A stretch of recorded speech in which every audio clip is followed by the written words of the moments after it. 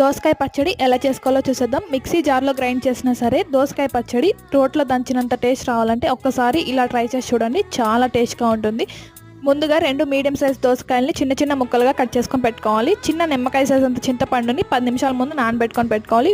Stove మీద కడాయిని పెట్టుకొని 3 spoons పల్లీలు, 1 స్పూన్ నువ్వులు వేసుకొని బాగా ఫ్రై చేసుకొని ఒక ప్లేట్లో పక్కన పెట్టుకోవాలి. ఇప్పుడు అదే కడాయిలో 1 స్పూన్ నూనె వేసుకొని 20 వరకు పచ్చిమిర్చి, 3 మీడియం సైజ్ టొమాటోస్ వేసుకొని బాగా ఫ్రై అయిపోయాక ముందుగా మిక్సీ జార్లో పల్లీలు, నువ్వులు వేసుకొని బాగా కోర్స్గా గ్రైండ్ చేసుకున్న తర్వాత టొమాటో, పచ్చిమిర్చి, చింతపండు వాటర్, టేస్ట్కి సరిపడా సాల్ట్ కూడా వేసుకొని కోర్స్గా గ్రైండ్ చేసుకోవాలి.